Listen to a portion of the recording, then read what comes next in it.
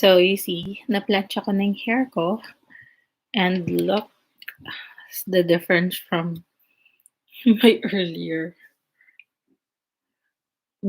video. I think it just makes you thinner if you have like, you know, straight hair.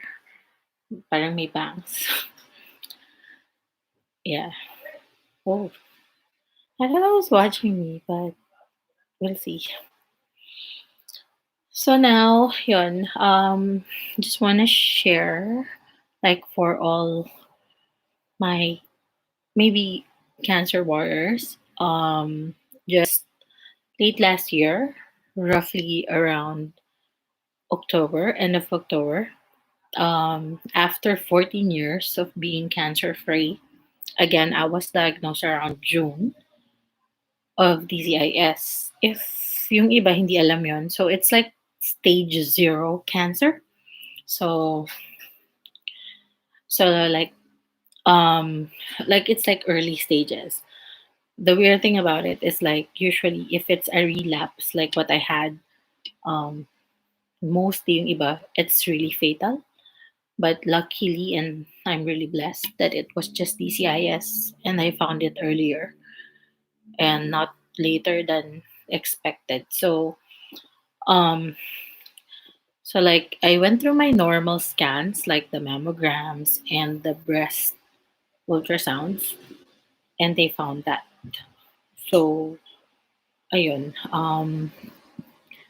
I guess for a lot of women, or especially yung mga cancer survivors, it's a shocker to have diagnosed again after going through the whole thing. Like when I was 25, I was diagnosed with breast cancer stage 2A, and I preferred the option of just lumpectomy and not mastectomy, so that because I don't want, like, like I'm still single that time, so I prefer having my whole thing again, like, aesthetically. It's not the same, but I went through the same chemo. So siguro the main difference would be I have to undergo 30 sessions of radiotherapy, radiotherapy, radiation sessions. So it's like parang laser siya. So you're gonna go through that thing for like 30 times or 30 sessions.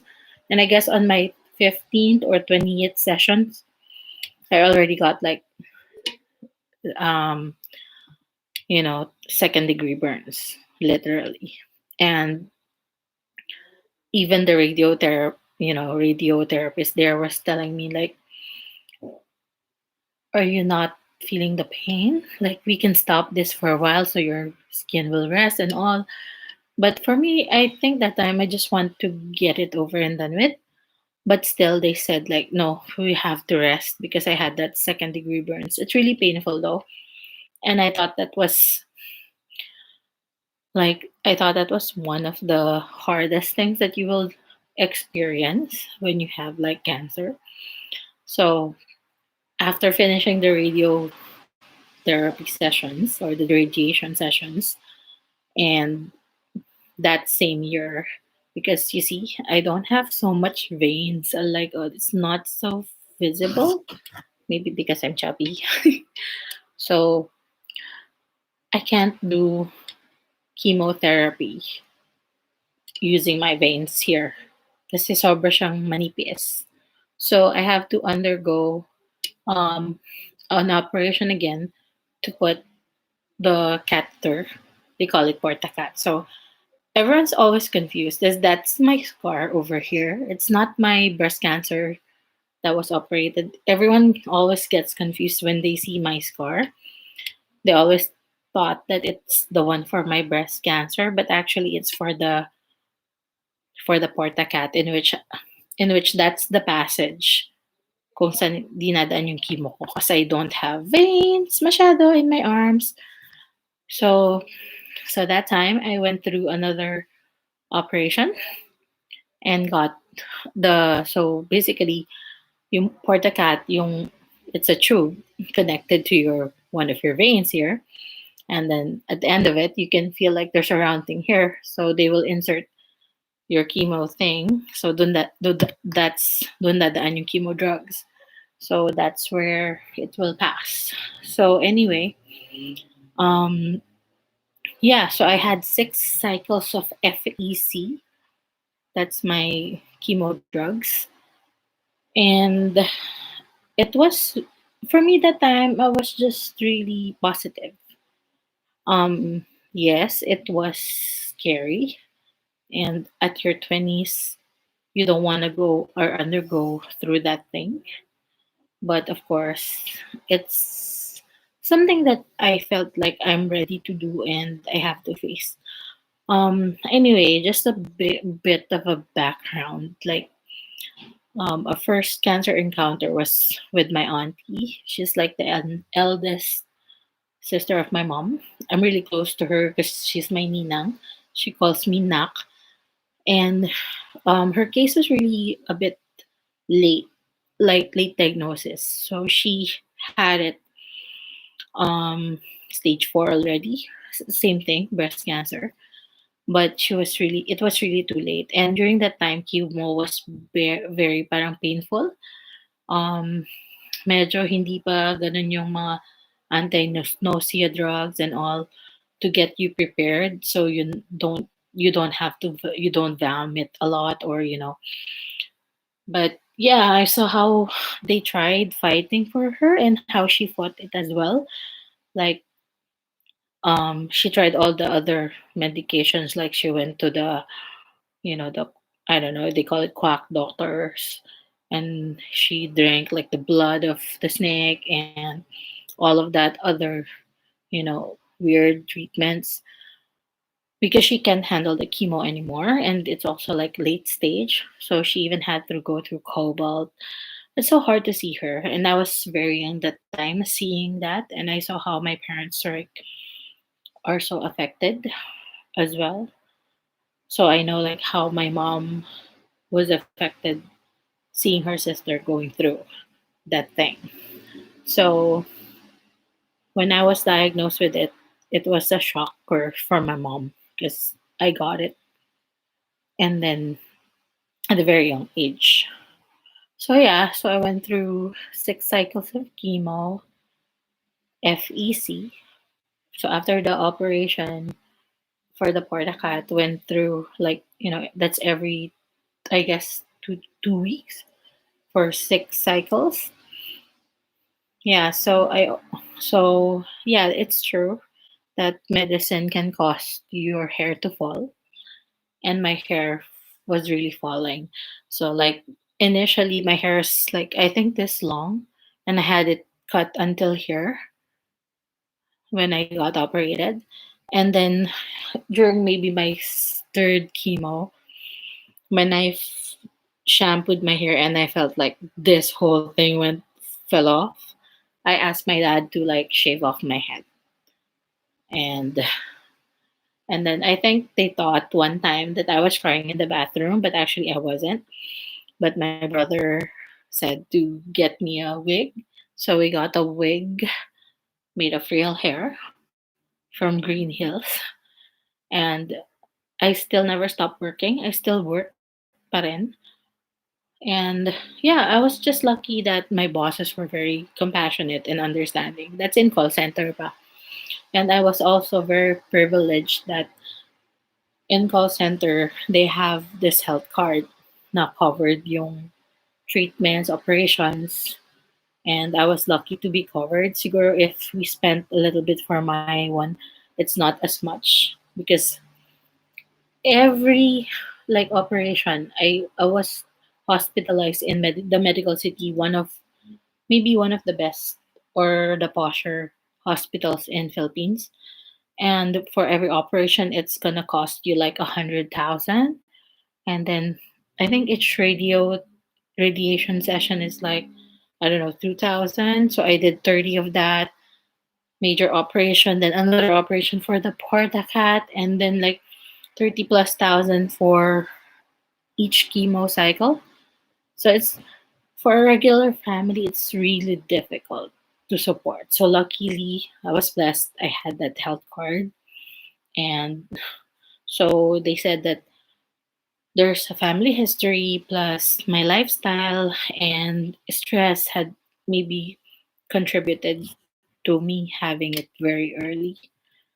So yeah, so I got it 25, and then I was just living normal life. Every year I have like checkups and all. I never shared this one, but throughout the 14 years, in the middle of that, I was also operated again because I was bleeding terribly. So I had an hysterectomy. So they removed my ovaries and fallopian tubes, basically. So I think that was like 2013 or a few years. It's because your breast is part of your reproductive system. So it kind of was affected. So I had it removed.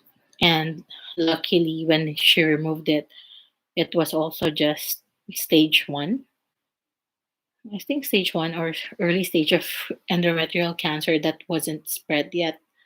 So, like, luckily, still caught it on time. Yeah, because I was like difficult to treat because to fix my issues with my period and all, I have to have hormones. But unfortunately, hormones can increase the chances of having your breast cancer back. So, sabi ng doctor ko, it's like, ang hirap mong gamutin. It's like, you have to choose the lesser evil. And so, yeah, that's when we chose hysterectomy. And all the while, I thought I'll be safe. And I migrated. I moved to New Zealand for a healthier life, I guess, and lifestyle, I guess. And then just do constant yearly or annual, checkups and tests. And then 2018, I missed that annual test. So for some odd reason, in this changing of company, I had that time to had myself checked again.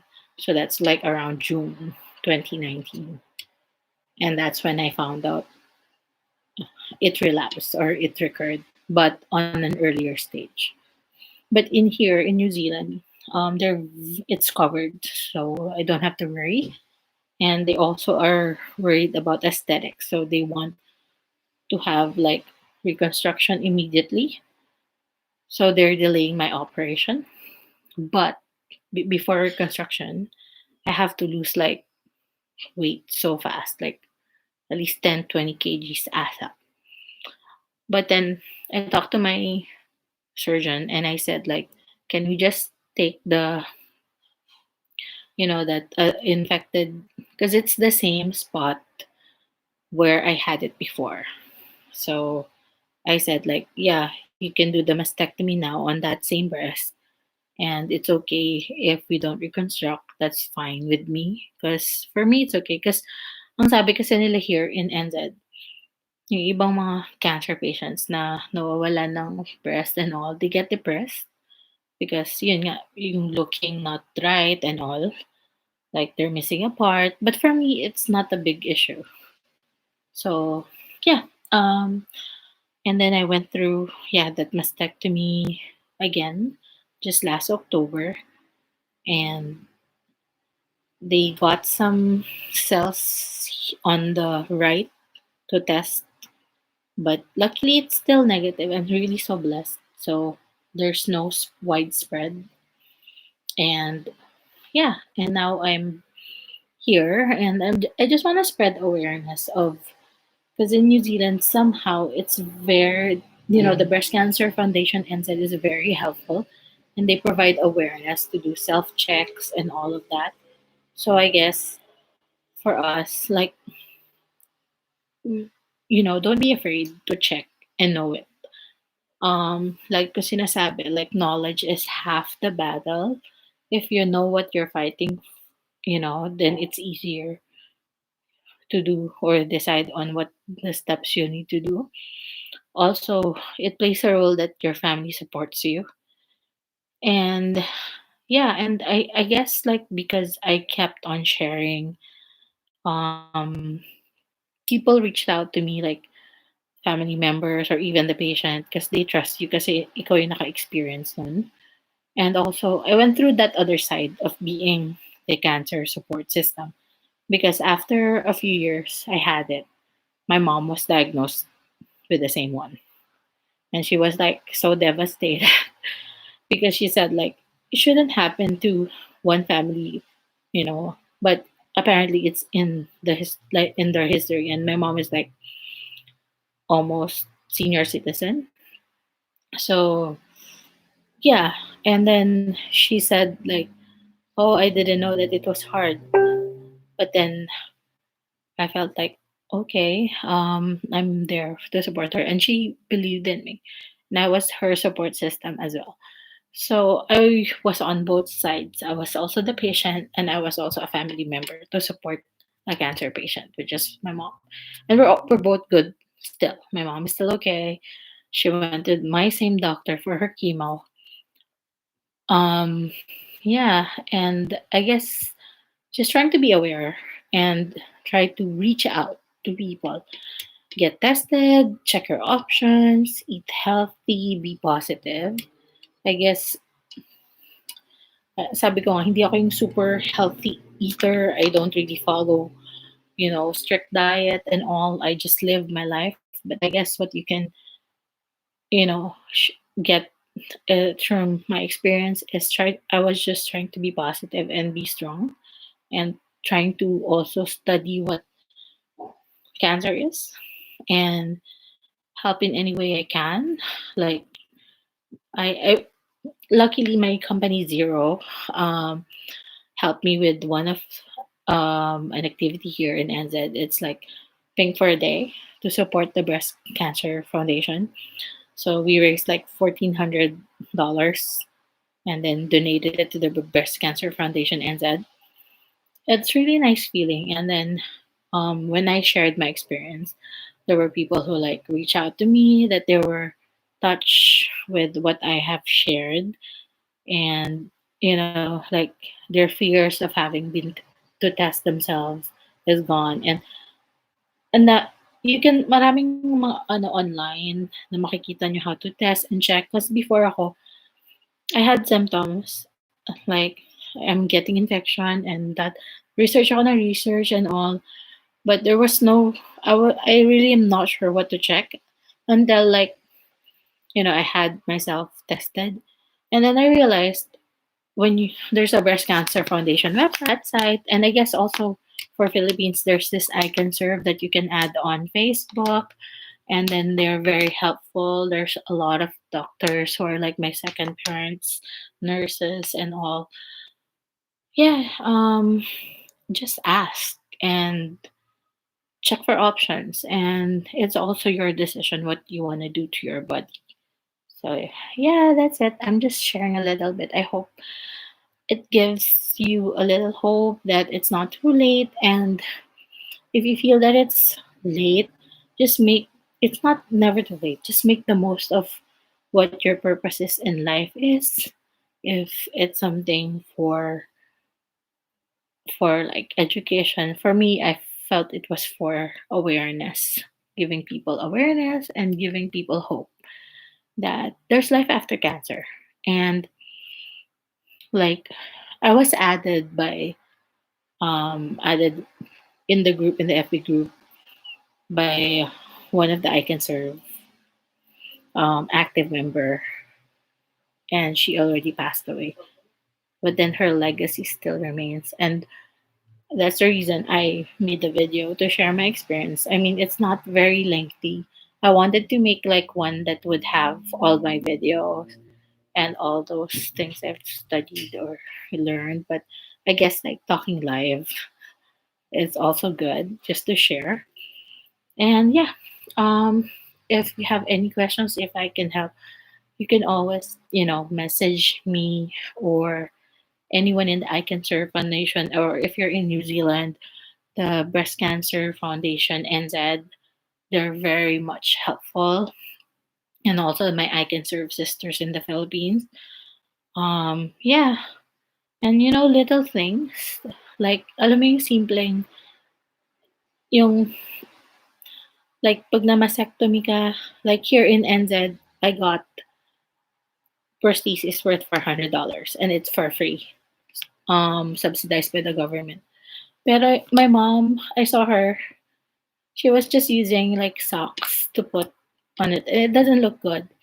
And then and in NZ, there's like the knitted ones that they give out away for free. So I bought one for my mom. She was happy because, sh and I search online and there's a lot of people who knits those things, and then you could just message them and they can send you for free. So we don't have to put like lampen or socks in our bras just so one matches the other. There's a lot of expensive stuff, and some people kasi they just ignore that. That's also one thing that us we need as well. But I realized like for Philippines, it's more important for your chemo treatments because it's so expensive compared to those things na aesthetic lang. And luckily here, it's all covered, like my operation and everything. My meds almost they're subsidized, and that's lucky. I hope like Philippines will do the same completely.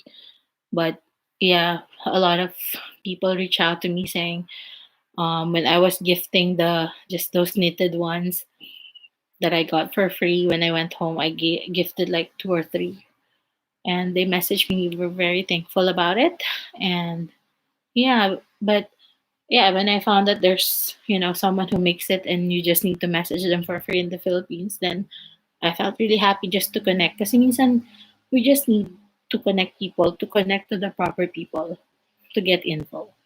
So yeah, so that's my not so very short um experience about breast cancer. And yeah, hopefully it makes you a little positive that we can fight this and stay strong.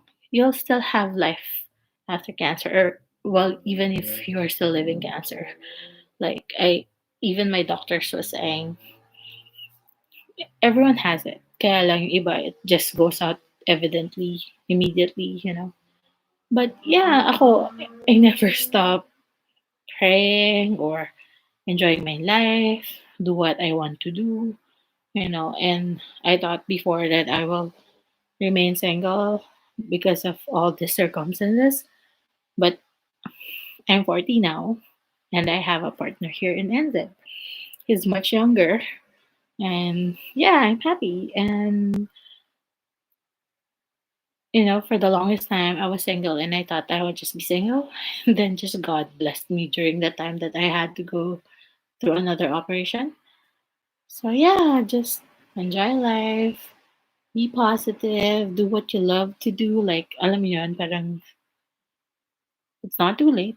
It's always a good thing to, if you have time, just, stay pretty, be kikay, be yourself, paint, do things that will release you from stress. Like for all after that, you'll come out to be an inspiration for everyone and for yourself. And you don't have to please anyone. Just please God, please yourself. And we'll stay stronger, sisters. Okay, that's for now. Bye for now. Thanks again for listening. Just sharing a little bit of my story. See ya.